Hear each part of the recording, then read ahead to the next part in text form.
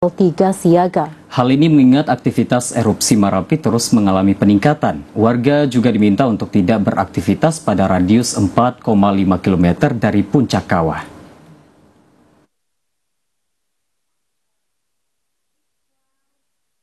PLH Kepala Balai Konservasi Sumber Daya Alam atau BKSDA Sumatera Barat menegaskan, sejak naik level dari waspada ke siaga pada 9 Januari 2024, hingga saat ini Gunung Marapi masih berstatus siaga level 3 hingga waktu yang belum ditentukan. Hal ini dikarenakan aktivitas erupsi Gunung Marapi terus mengalami peningkatan hingga saat ini. Gunung Marapi masih mengeluarkan abu vulkanik bahkan batu pijar. BKSDA Sumatera Barat telah menutup seluruh aktivitas wisata alam mulai dari pendakian, perkemahan termasuk rekreasi. Masyarakat diminta untuk tidak mendekat dan beraktivitas pada radius 4,5 km dari pusat erupsi atau puncak Gunung Marapi, mengantisipasi risiko bahaya yang berpotensi terjadi. Warga sekitar juga diimbau untuk terus memakai masker menghindari risiko gangguan kesehatan seperti ISPA akibat abu vulkanik yang dikeluarkan oleh Gunung Marapi. Pada saat ini kami belum membuka TWA Gunung Marapi tersebut karena memang masih di siaga 3. Jadi belum ada aktivitas apapun, sebetulnya masyarakat tidak boleh melakukan aktivitas sampai 4,5 km. Karena memang Gunung Marapi ini masih terus-menerus erupsi. BKSDA Sumatera Barat terus berkoordinasi secara intensif dengan stakeholder setempat, diantaranya pihak PVMBG, termasuk pemerintah daerah Agam dan Tanah Datar, untuk mengetahui perkembangan terkait aktivitas Marapi dan risiko yang berpotensi terjadi. Bima Prasetya, Joni Bakri, TVRI Sumatera Barat. Saudara, harga sejumlah kebutuhan pokok di Pasar Rakyat Kota Pariaman mengalami kenaikan signifikan. Kenaikan dipicu kurangnya pasokan dari daerah pemasok. Akibatnya dari kenaikan tersebut, daya beli dari masyarakat melemah. Kenaikan harga sejumlah kebutuhan pokok di Pasar Raya Kota Pariaman saat ini sudah terjadi sejak 3 hari terakhir. Kenaikan harga sejumlah kebutuhan pokok di Pasar Rakyat Kota Pariaman ini sudah terjadi sejak 3 hari terakhir. Kenaikan harga sejumlah kebutuhan pokok di Pasar Rakyat Kota Pariaman ini sudah terjadi sejak 3 hari terakhir. Sejumlah kebutuhan pokok yang naik diantaranya cabai merah, bawang merah, cabai rawit, telur ayam, bawang putih, kentang, dan tomat, termasuk harga beras. Untuk harga cabai merah naik dari harga Rp40.000 naik menjadi Rp75.000 per kilogram. Cabai rawit naik dari harga Rp60 sampai Rp80.000 per kilogram. Harga bawang merah naik dari harga Rp35.000 menjadi Rp40.000 per kilonya. Telur ayam naik dari harga Rp48 per papannya, kini naik menjadi Rp52.000 per papannya. Kentang naik dari harga Rp14.000 menjadi Rp18.000 per kilogramnya. Tomat dari harga Rp15.000 menjadi Rp18.000 per kilonya. Menurut pedagang, kenaikan harga sudah terjadi sejak sepekan lalu, namun sejak 3 hari terakhir harganya semakin tinggi. Kondisi itu terjadi disebabkan kurangnya pasokan dari daerah pemasok akibat terjadinya gagal panen dan belum datangnya musim panen dari daerah pemasok. Naiknya harga saat ini berdampak terhadap jual beli pedagang di pasaran, di mana aksi jual beli melemah. 2 hari yang lewat cabai masih 65, sekarang masih ada 75 kan. Itu makanya banyak yang nggak stabil harga sekarang. Lebih banyak yang naik ini ya? Ya, banyak yang naik. Oh, pengaruhnya apa tuh nih penyebabnya? Penyebabnya yang pertama mungkin panennya kurang mungkin. Yang kedua pemasukan dari luar kurang juga. Naik sekarang.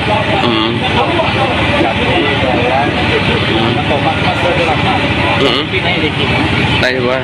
Dari berapa bang naiknya bang? Kalau cabai itu Pedagang mengaku tidak bisa memprediksi sampai kapan harga akan kembali normal. Namun sepanjang pasokan kurang, harga akan tetap tinggi dan bahkan bisa terus melambung. Pedagang berharap ada solusi dari pemerintah untuk menekan kenaikan harga yang terjadi saat ini, agar aksi jual beli di pasaran kembali normal. Dari Kota Pariaman, Abdul Syahril, TVRI Sumatera Barat melaporkan. Saudara, harga cabai merah naik signifikan di Desa Tua Pejat, Kabupaten Kepulauan Mentawai. Tidak hanya cabai merah, sejumlah sembako lainnya juga mengalami kenaikan harga. Warga berharap harga sembako kembali stabil. Harga cabai merah mengalami kenaikan sejak 3 minggu terakhir. Salah seorang pedagang di Desa Tua Pejat, Kecamatan Sipora Utara, Rosari Tailagat menyebutkan kenaikan harga cabai merah berangsur naik dari harga Rp55.000 naik menjadi Rp90.000 per kilogramnya. Sementara itu harga cabai merah super juga mengalami kenaikan menjadi Rp95.000 dari harga Rp75.000. Cabai hijau naik menjadi Rp60.000 dari harga Rp48.000 dan cabai rawit Rp80.000 dari harga Rp55.000 per kilogramnya. Tomat juga mengalami kenaikan harga 2 kali lipat dari Rp10.000 menjadi Rp20.000 per kilogram. Beras kampung juga mengalami kenaikan menjadi Rp165.000 dari Rp155.000 per 10 kilogram. Pedagang menyebutkan kenaikan harga sejumlah sembako diduga karena dipengaruhi faktor cuaca yang menyebabkan hasil panen tidak maksimal, sehingga omset dan pasokan juga menurun dari biasanya. Kalau omset seperti ini mah ya harapan kita sebagai pedagang ya mudah-mudahan harga cepat stabil, jadi bisa meningkat omset. Kondisi ini membuat daya beli masyarakat juga turun. Pembeli cenderung mengurangi jumlah belanjaan dan kenaikan harga sembako diperkirakan akan terus berlangsung sampai di bulan Ramadan nanti. Dari Kabupaten Kepulauan Mentawai, demikian laporan Cornelia Septin Rahayu, TVRI Sumatera Barat. Saudara, harga cabai merah naik signifikan di Kabupaten Kepulauan Mentawai. Untuk mengetahui lebih lanjut kondisi harga bahan pokok saat ini, kita sudah terhubung dengan kontributor TVRI di Kabupaten Kepulauan Mentawai, Cornelia Septin Rahayu. Selamat sore, Septin. Silakan dengan laporan Anda terkait harga sembako di daerah Kabupaten Kepulauan Mentawai yang saat ini sudah merangkak naik cukup signifikan.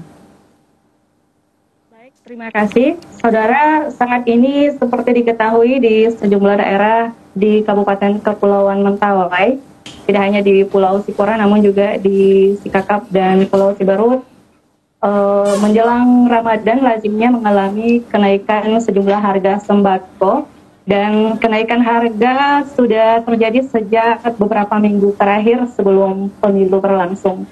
Dan saudara, dapat kami laporkan bahwa saat ini harga yang cukup naik signifikan seperti cabai merah saat ini dibanderol dengan harga Rp90.000 per kilogramnya dari sebelumnya Rp55.000 dan berangsur naik menjadi Rp60 hingga Rp75 sampai Rp90.000.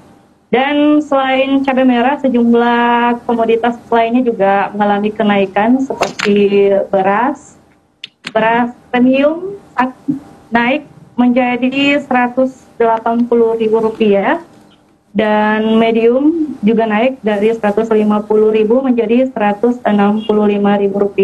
Berdasarkan pantauan di lapangan, beberapa pasokan sembako seperti sayur mayur mengalami kelangkaan karena kenaikan harga sayur mayur sehingga masyarakat enggan membeli sayur dengan harga yang cukup tinggi. Kemudian saudara, untuk daya beli masyarakat tentunya terdampak karena kenaikan harga, sehingga masyarakat yang biasanya membeli dengan jumlah yang banyak saat ini cenderung membeli dalam jumlah per ons untuk cabai, dan juga terjadi kelangkaan stok beras karena tingginya harga sembako.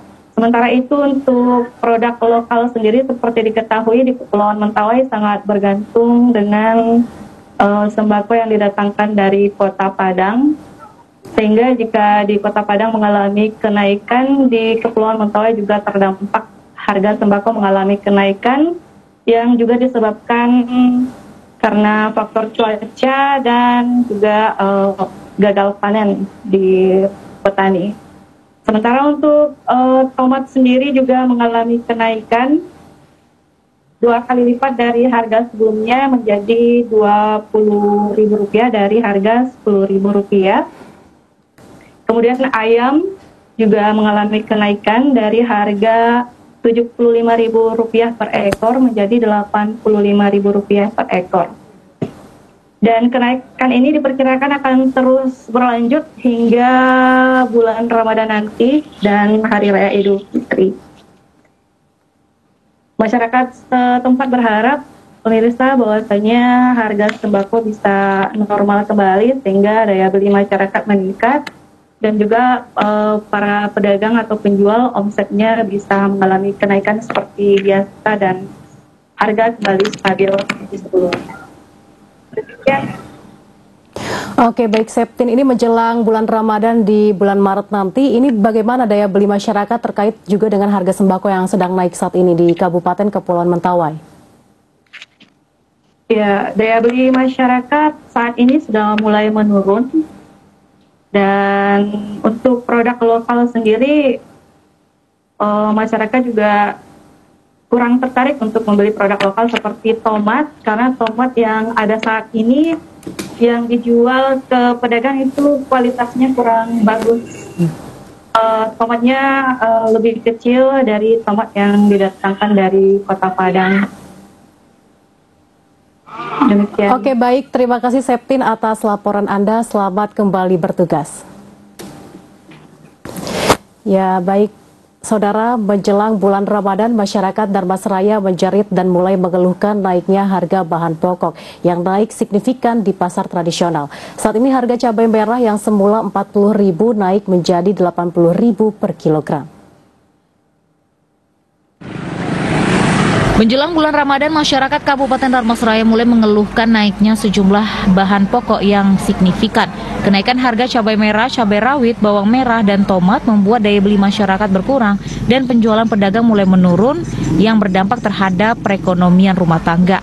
Kenaikan harga bahan pokok ini menjadi perhatian utama di tengah kondisi ekonomi yang sudah sulit.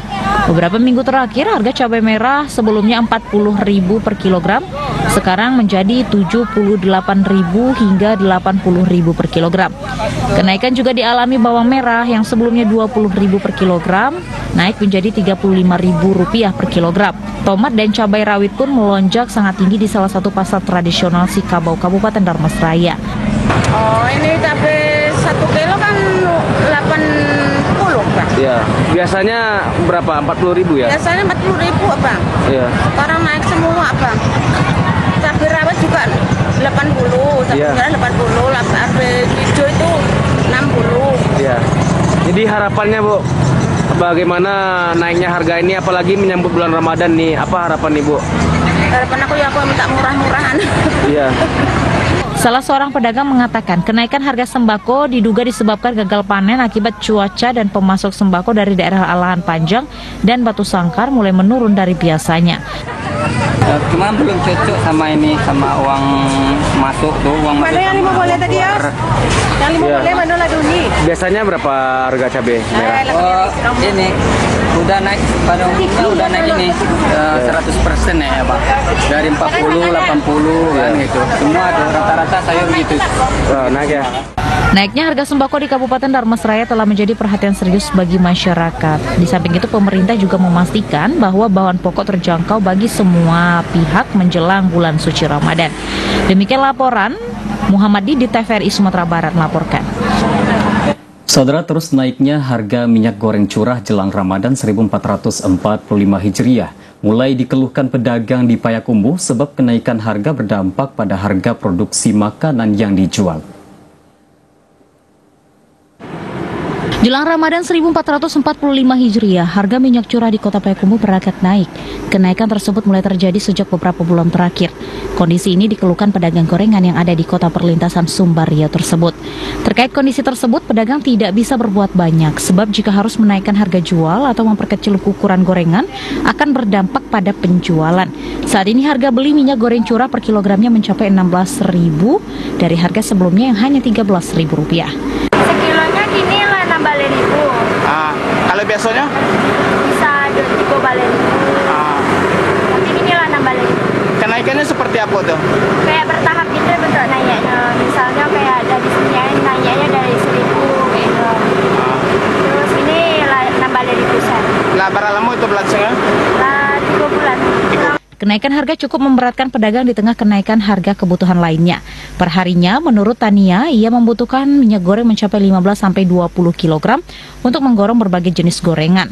Kenaikan tidak hanya terjadi pada minyak goreng, namun juga kebutuhan lainnya, diantaranya cabai rawit, tepung terigu, gula pasir, dan sayur kol. Meski tidak sulit untuk mendapatkan minyak goreng curah, pedagang berharap kedepannya harga bisa kembali stabil. Dari Kota Payakumbuh, demikian laporan Edward, TVRI Sumatera Barat. Saudara, untuk mengetahui apa upaya atau kebijakan dari pemerintah Provinsi Sumatera Barat dalam pengendalian harga pasar, kita telah terhubung dengan Kepala Dinas Perindak Sumatera Barat, Pak Nofrial. Assalamualaikum, Pak Nofrial. Selamat sore. Waalaikumsalam, selamat sore. Baik, Pak Nofrial, bisa disampaikan bagaimana sejauh ini hasil monitoring dan juga evaluasi dari Pemprov Sumatera Barat sendiri terkait kenaikan harga di 19 kabupaten kota, Pak? Ya, jadi salah satu tugas pokok Dinas Perindak Provinsi memang adalah melakukan fasilitasi monitoring harga bahan pokok di seluruh Sumatera Barat yang kami lakukan dengan bantuan kawan-kawan 19 dinas kabupaten kota untuk melaporkan setiap harinya pergerakan angka-angka dari harga-harga pokok yang ada di 19 kabupaten kota. Kita punya aplikasi dan laporan kita setiap jam 4, ini baru saja keluar data hari ini, dan memang apa yang biasa terjadi menjelang Lebaran, kita sudah mendeteksinya bahwa ada beberapa komoditi yang naiknya tidak seperti biasa. Biasanya naiknya adalah sedikit-sedikit, tetapi kami catat di sini bahwa ada beberapa komoditi cabai merah, cabai rawit, dan malah di sini daging ayam boiler itu dari laporan kawan-kawan kabupaten kota itu naiknya cukup signifikan sampai hari ini. Bagaimana Pak untuk harganya sendiri secara umum di 19 kabupaten kota ini, khusus untuk komoditi seperti cabai merah, cabai rawit, dan juga daging tadi yang disampaikan Pak Kadis? Iya. Jadi kalau kita melihat trennya, biasanya kami yang bisa memahami itu naik trennya itu adalah di bawah 1% ya, mulai tanggal 1 Februari sampai sekarang. Tetapi cabai merah naik sekarang sampai tanggal hari ini itu 4,3%, kemudian cabai rawit itu 3, sekian persen, dan kemudian daging ayam boiler itu di atas 1%. Nah, ini sudah kami mintakan klarifikasi ke beberapa kabupaten kota yang kami deteksi angka yang dilaporkan kepada kami naik, dan mudah-mudahan besok kita bisa kenali masalahnya kenapa harga-harga 3 bahan pokok tersebut naiknya melebihi dari bahan pokok lain. Begitu, Bima. Cabai merah sendiri ini di Kota Padang menyentuh harga Rp80.000, kemudian di Mentawai juga Rp90.000. Ini apakah memang merata di beberapa sejumlah kabupaten kota yang disebutkan tadi, atau bagaimana Pak Kadis? Ya, cabai merah mungkin kalau kita bicara di daerah produsen seperti di Solo, kemudian Tanah Datar dan Agam, mungkin angkanya tidak terlalu signifikan naik, tapi begitu dia sudah sampai kepada daerah-daerah perkotaan seperti Padang, Bukit Tinggi, memang biasanya terlihat dari angka-angkanya naiknya cukup signifikan. Ini bisa kita maklumi sebetulnya di dalam mekanisme pasar. Di saat pasokannya sekarang berkurang seperti alasan yang disampaikan dalam berita tadi, juga karena banyak pilihan. Artinya pedagang-pedagang akan bisa memilih membawa produk komoditinya, cabainya ke Padang atau ke provinsi tetangga atau ke Jakarta, ke pasar induk dan lain-lain. Jadi artinya memang sekarang demand-nya jauh melebihi supply-nya. Nah, di perdagangan seperti itu kita melihatnya. Jadi memang saat ini bersamaan dengan kekurangan produksi dari berbagai daerah sehubungan dengan situasi dan kondisi alam yang ada di Sumatera Barat. Baik, berarti memang penyebabnya salah satu yang disampaikan tadi, jumlah permintaan meningkat sementara pasokan juga berkurang. Apa upaya strategis ataupun langkah solutif ke depan menjelang bulan Ramadan ini Pak Kadis dari Pemprov Sumber sendiri mengatasi kenaikan harga pangan dan juga stabilitas pangan di Sumatera Barat, Pak Kadis? Ya, jadi yang pertama tadi kita sudah konfirmasi ulang ke kawan-kawan kabupaten. Ada beberapa daerah yang kita konfirmasi, minta supaya dilakukan monitoring beberapa sampling lagi di daerah. Yang kedua, tadi kami juga sudah koordinasi dengan kawan-kawan Bulog, mereka datang ke kantor dan besok rencana kami Satgas Pangan akan ketemu di Dinas Pangan untuk kenali masalah-masalah dan kemudian mencari solusi. Sementara kalau solusi ini mungkin agak komprehensif ininya ya, agak komprehensif. Apa yang kita lakukan yang pertama tentu koordinasi dengan kabupaten kota, karena memang banyak kabupaten kota yang daerah produsen, bukan kabupaten kotanya tetapi memang pelaku usahanya memang yang wait and see, lihat dulu kan. Kan tidak bisa kita pungkiri di saat supply kurang dari demand, semua orang akan menunggu karena ingin mendapatkan hasil atau untung yang lebih besar, petani-petani kita ya.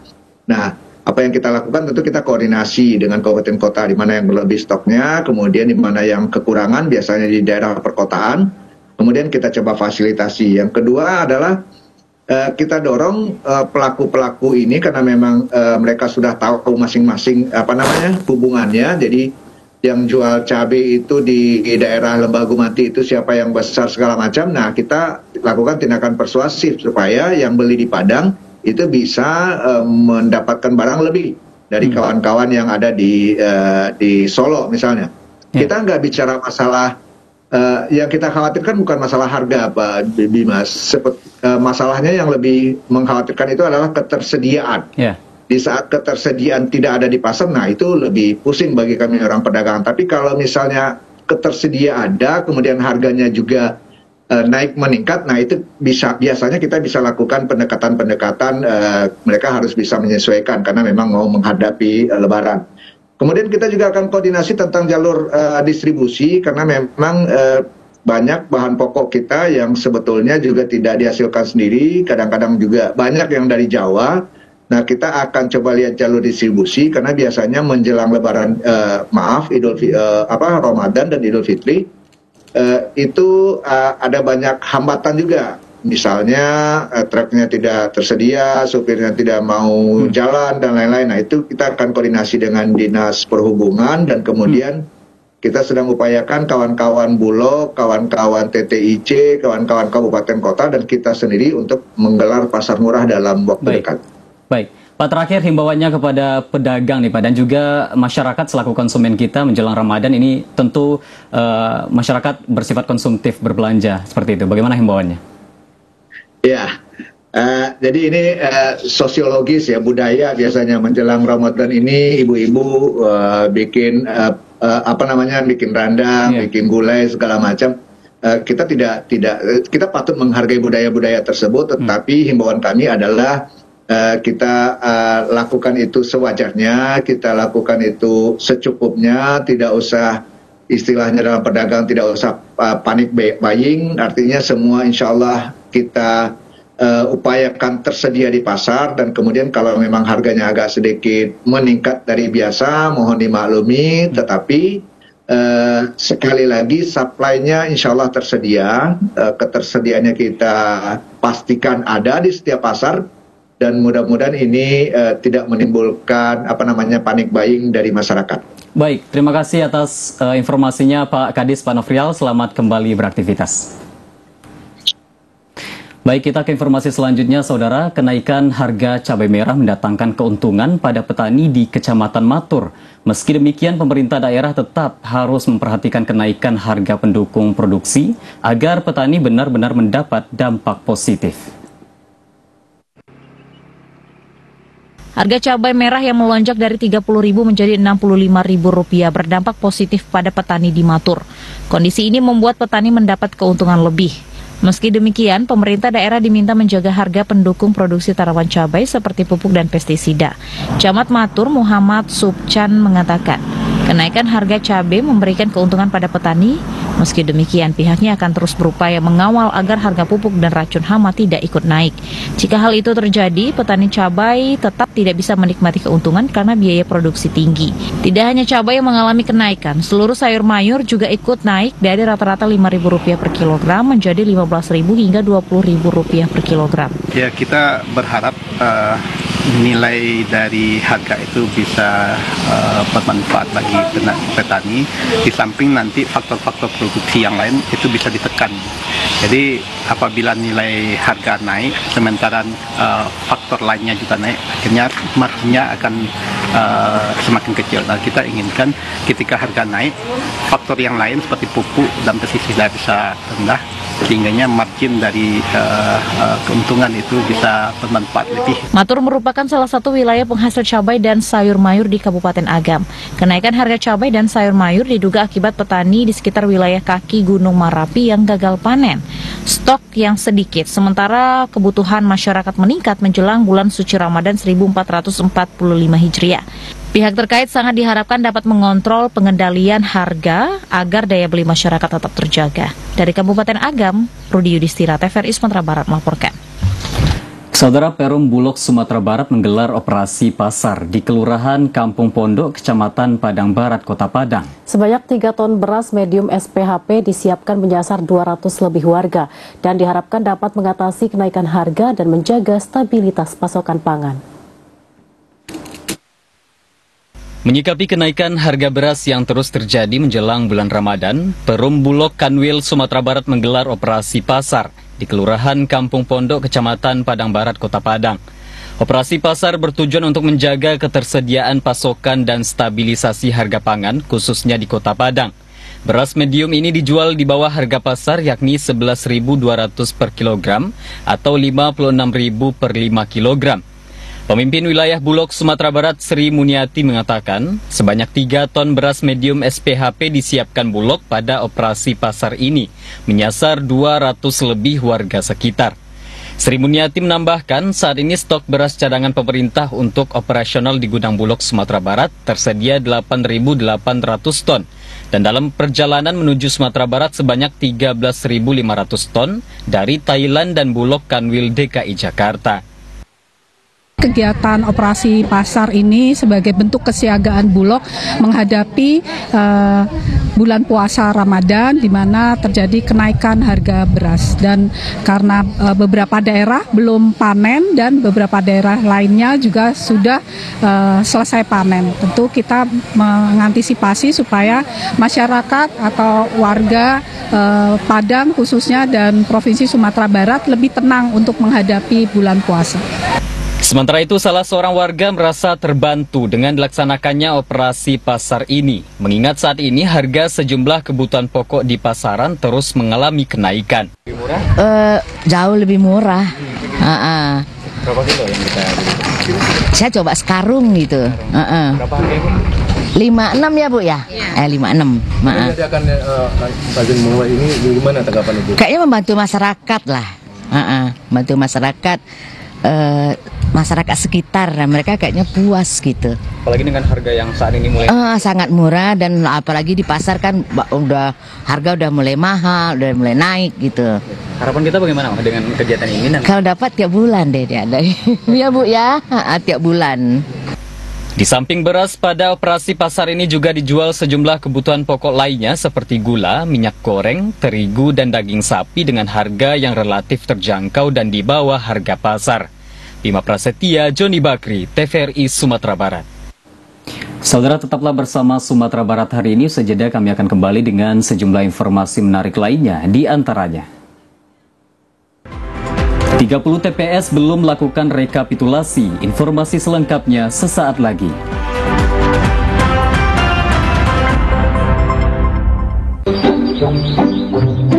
Jadi, Bapak Ibu sekalian, memang untuk penyaluran set-top box gratis wilayah ini, kamilah penanggung jawabnya.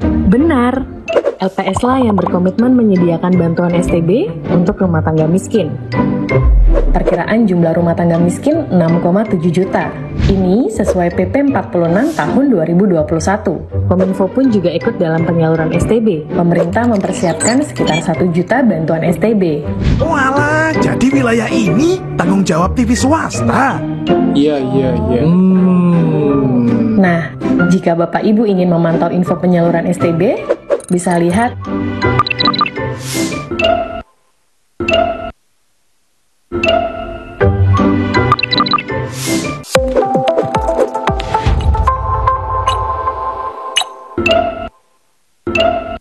Warga Plus 62, pemilu sudah dekat. Sudah pada tahu apa saja tahapan dan jadwal penyelenggaraan pemilu 2024? Simak informasi berikut ini. Pencalonan anggota DPD. Pencalonan anggota DPR, DPRD Provinsi, dan DPRD Kabupaten atau Kota. Pendaftaran bakal calon presiden dan wakil presiden. Pengusulan bakal calon pengganti atas hasil pemeriksaan kesehatan. Penetapan pasangan Capres-Cawapres. Penetapan nomor urut pasangan calon. Masa kampanye pemilu. Masa tenang. Pemungutan suara. Penghitungan suara. Rekapitulasi hasil penghitungan suara. Suara rakyat, suara pemilu.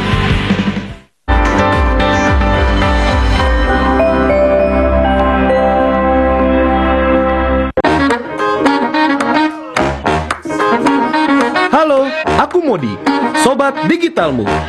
Kamu tahu nggak kalau siaran TV analog akan diganti menjadi digital? Caranya gampang banget loh. Kamu hanya perlu menginstal set-top box. Ayo, ikuti Modi.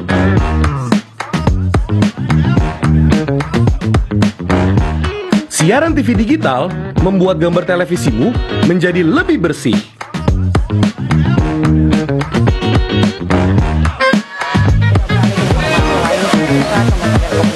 Tidak hanya bersih gambarnya, siaran TV digital juga lebih jernih suaranya. Terus membangun infrastruktur telekomunikasi di wilayah tertinggal, terdepan dan keluar aplikasi. Selain membuat gambar lebih bersih dan suara lebih jernih, teknologi TV digital juga lebih canggih. Ayo, kita kembali ke lab. Ayo, segera bermigrasi ke siaran TV digital. Bersih gambarnya, jernih suaranya, canggih teknologinya.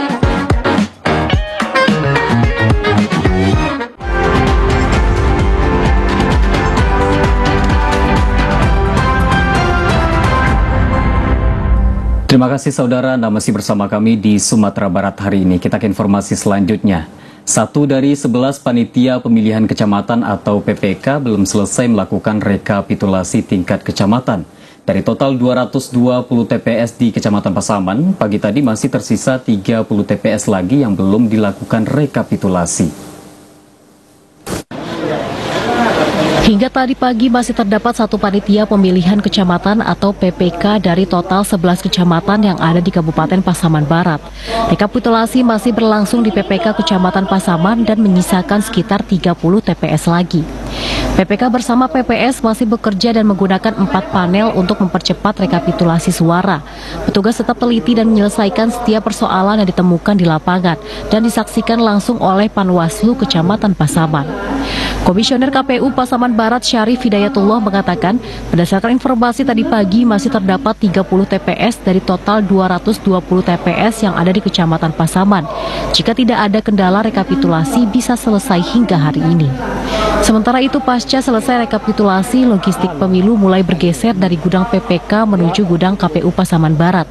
Logistik dikawal petugas dan kembali hitung jumlah dan jenis yang ada di gudang.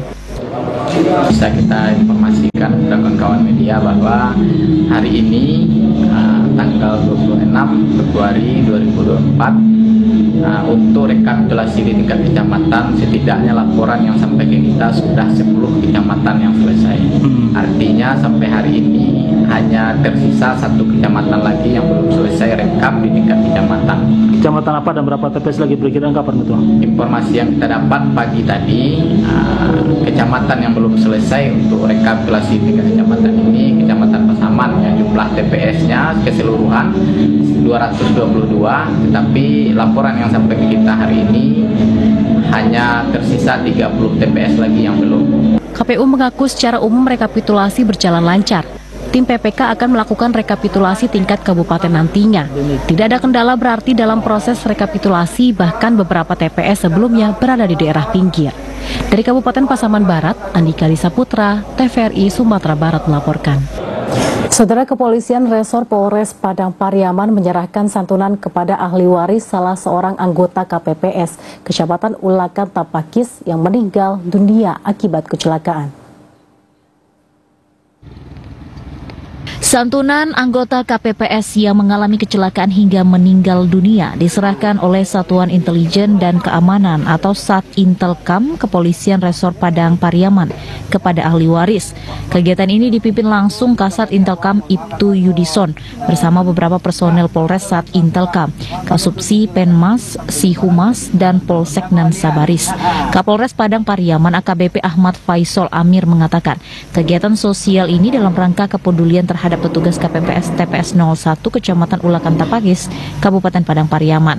Kepolisian mengucapkan bela sungkawa dan turut berduka cita yang sedalamnya karena korban merupakan partner atau mitra kepolisian di lapangan dalam menjalankan tugas dan melakukan pengamanan pemilu 2024. Berdasarkan keterangan keluarga, kronologi meninggalnya anggota KPPS atas nama Zulfi Amrianto berawal ketika pulang dari tempat mengajar hendak pergi ke undangan pemantapan BIMTEK untuk pemilu di TPS 01 di Korong Lapau Kandang.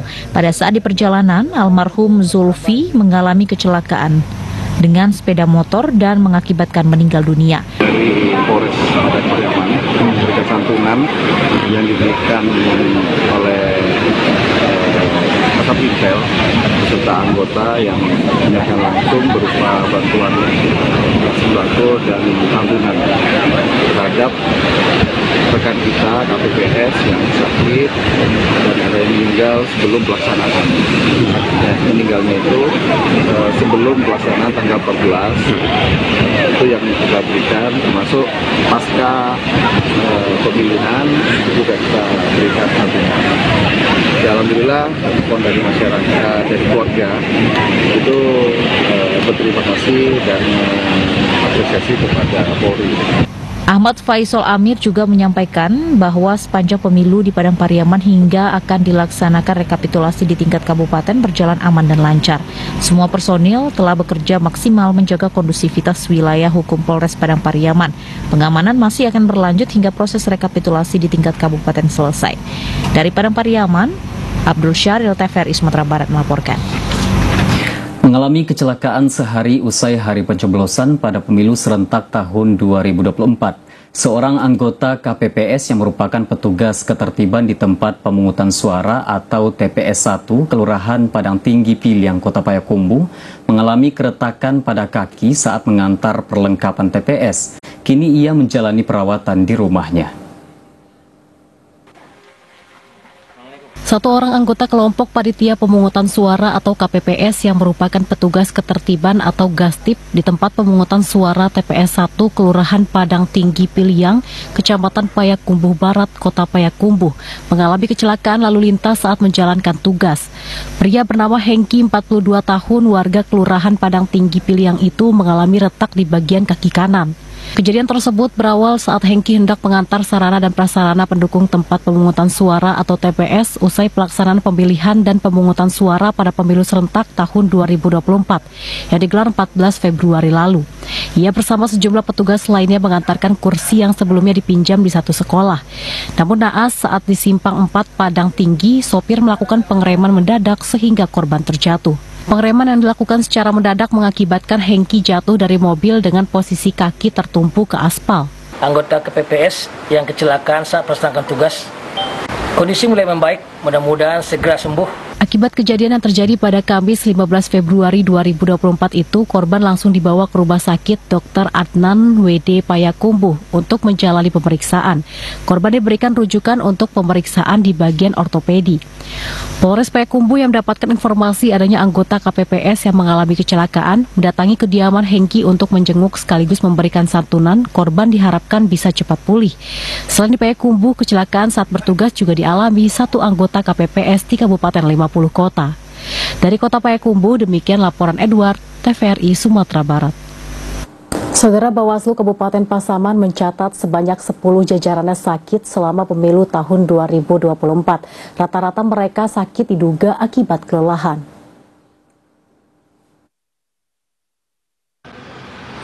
Selama proses pencoblosan hingga rekapitulasi tingkat kecamatan, Bawaslu Kabupaten Pasaman mencatat 10 PTPS dan anggota Panwascam mengalami sakit. Bahkan beberapa orang diantaranya sempat rawat inap. Data Bawaslu, jajarannya yang sakit itu terdiri dari 3 laki-laki dan 7 perempuan. Dan 3 diantaranya sempat rawat inap di beberapa fasilitas kesehatan yang ada di Kabupaten Pasaman. Juga ada yang sempat dibawa ke rumah sakit dan hanya rawat jalan. Komisioner Bawaslu Kabupaten Pasaman Rini Juwita mengatakan bahwa rata-rata jajarannya yang sakit itu akibat kelelahan selama tahapan pencoblosan hingga rekapitulasi suara tingkat kecamatan dan semua dipastikan telah mendapatkan layanan medis. Selain itu, menurut Rini juga ada beberapa pengawas TPS ataupun anggota Panwascam yang mengeluhkan pusing selama tahapan dan langsung diminta untuk istirahat sementara waktu.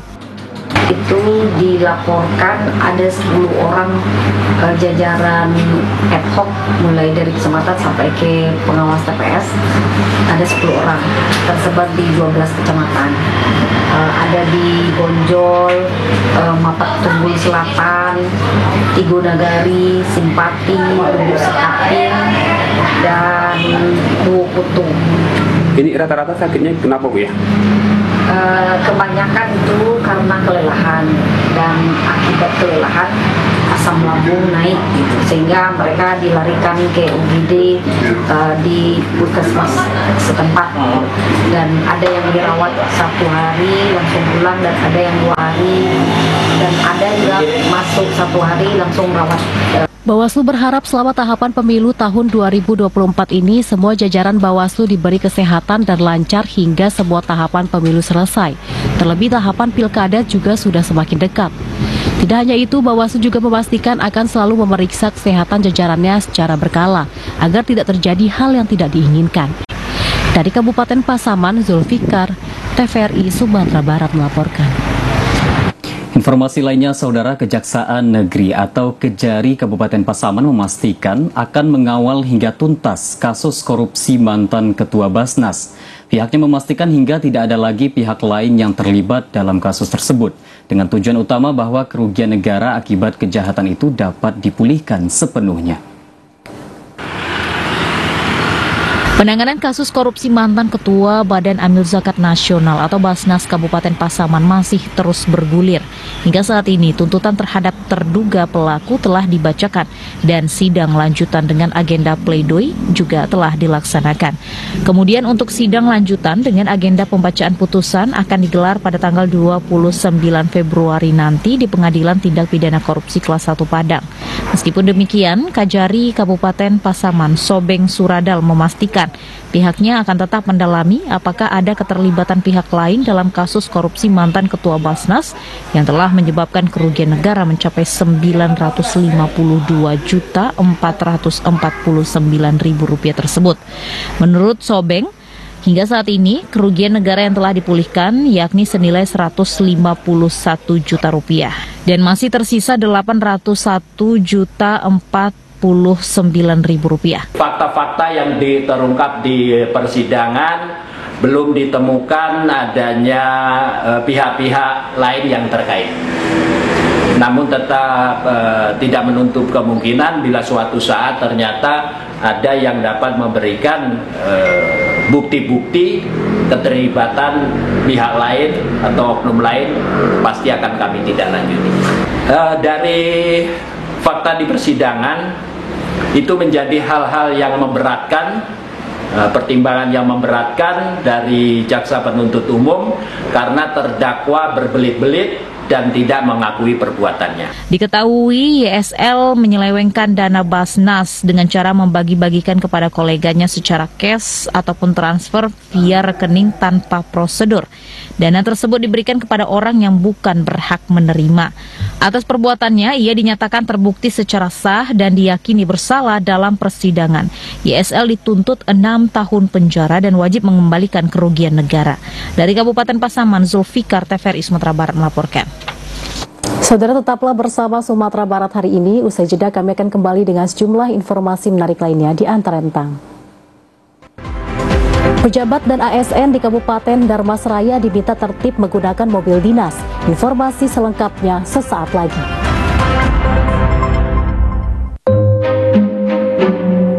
Anak si Mida, cucu Teh Roy. Nampak kita sekali dah, Ambo. Cincan stunting dulu ya, dah. Wih, sebenarnya santing kok. Ya, pada suka ambilan balik. Iyo, cok banat tuh. Pasunyo bulan pastan baru paing, kini lah paing lo balik. Iyo unik. Ambo ikhtiar memberikan yang terbaik. Posyandu dekat sini di mana? Sajak dari kami. Makasih ya. Sehat yang kini mah. Dia banyak-banyak mana makan yen. Apalagi kau sudah lama layan. Wih, gampang yen. Bata diet lah diet. Insya Allah, anak ambo aja asi eksklusif 6 bulan. Benjamin, ambo aja asi eksklusif juga main. Sampai kini, imunisasinya pun lengkap supaya anak sehat, cerdas kini hingga nanti. Betul sekali Ibu. Kondisi gagal tumbuh kembang pada anak atau yang dikatakan stunting itu karena anak tidak mendapatkan asupan gizi optimal selama 1000 hari pertama kehidupan dari janin sampai umur 2 tahun. Oh, anak kurang tinggi makasihnya tuh Pak. Pendek belum tentu stunting, tapi stunting pasti pendek. Nah, itu bisa ditandakan dari panjang atau tinggi badan anak berdasarkan umurnya. Nah, kondisi stunting ini mengakibatkan si anak nanti di masa depan itu akan mudah sakit dan terutama dia kurang cerdas. Mande, kan sampai muda itu loh anak. Angka stunting kita masih tergolong tinggi. 1 dari 4 anak balita kita itu dalam kondisi stunting. Nah, itu jadi perhatian kita bersama. Kita harus memberikan perhatian lebih, terutama kepada ibu hamil dan juga anak bawah 2 tahun. Mbak cara mencegah stunting tuh Pak? Pertama,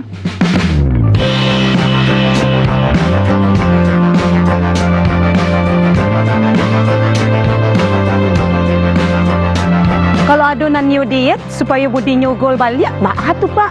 Yo, ado pulo tuh ibu yang ndak nio magi anaknya asi, mbak tuh Pak. Nah, ibu menyusui itu nak Bu harus mendapatkan cukup gizi, cukup makanan, karena dia tuh harus memberikan anak juga makanan melalui ASI mereka.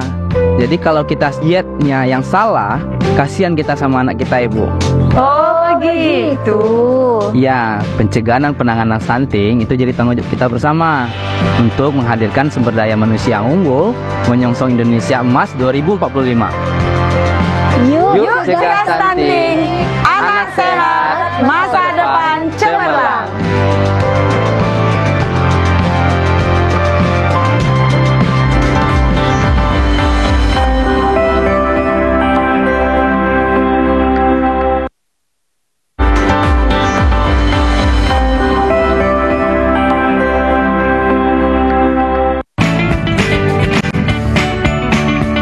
Gimana?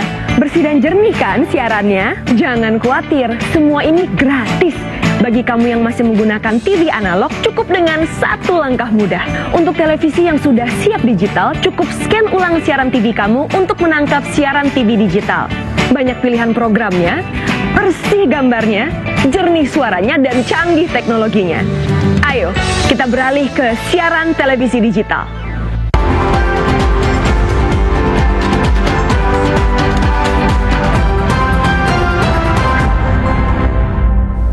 Terima kasih saudara, Anda masih bersama Sumatera Barat hari ini. Kita masuk ke informasi selanjutnya.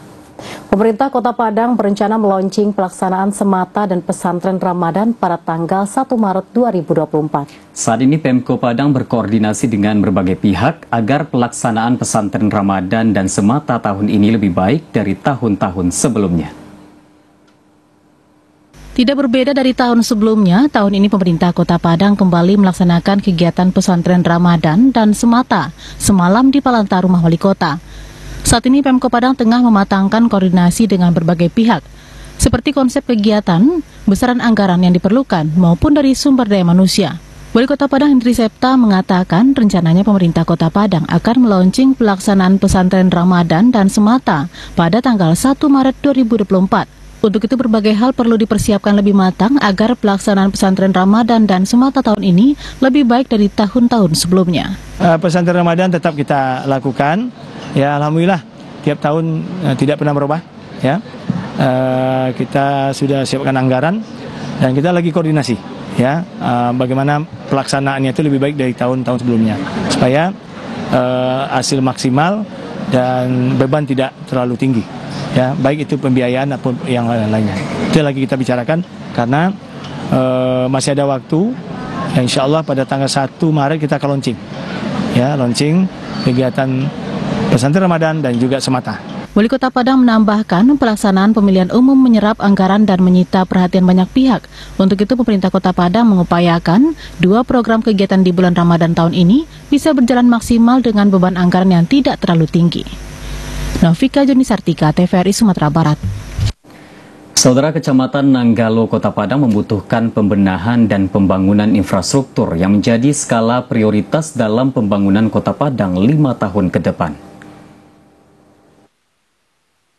Drainase, jalan, dan sejumlah infrastruktur lainnya masih menjadi skala prioritas pembangunan di Kota Padang seperti di wilayah Kecamatan Nanggalo. Amrizal Rengganis, Camat Nanggalo Kota Padang mengatakan, untuk mewujudkan pembangunan tersebut maka dibutuhkan masukan mulai dari RT, RW, Lurah, LPM, Kadariandu, dan pihak terkait lainnya. Karena lapisan perangkat daerah terendah ini lebih memahami kondisi wilayahnya, lingkungan, dan warganya. Musyawarah Perencanaan Pembangunan merupakan salah satu wadah untuk menampung, membahas, dan menentukan arah pembangunan Kecamatan Nanggalo ke depan. Selain pembangunan infrastruktur, Kecamatan Nanggalo juga akan mencari lokasi ikonik yang menjadi kebanggaan bagi wilayah Nanggalo nanti, baik untuk bidang kuliner maupun bidang lainnya.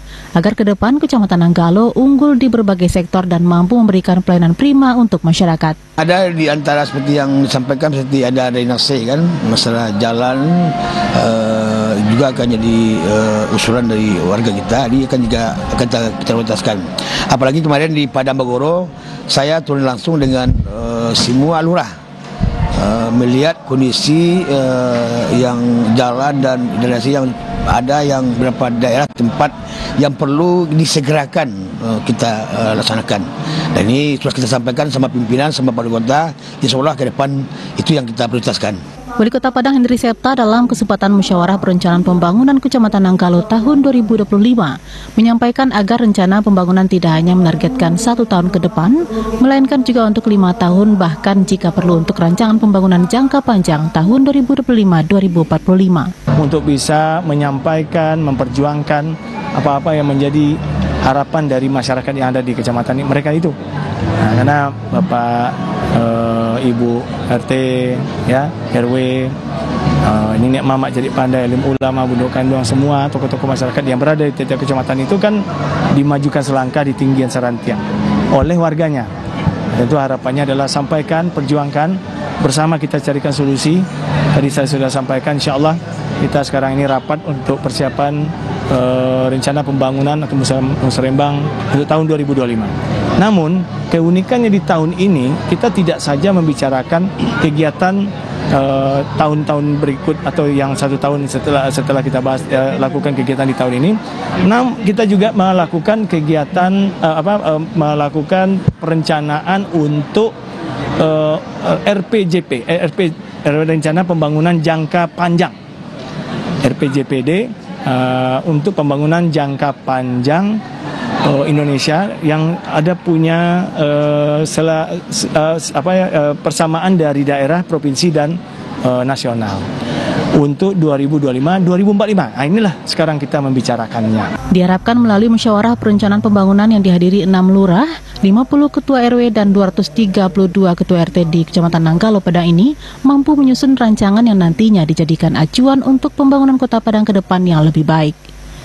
Novika Junisartika, TVRI Sumatera Barat. Saudara, berikut kami tampilkan perakiraan cuaca untuk besok 27 Februari 2024.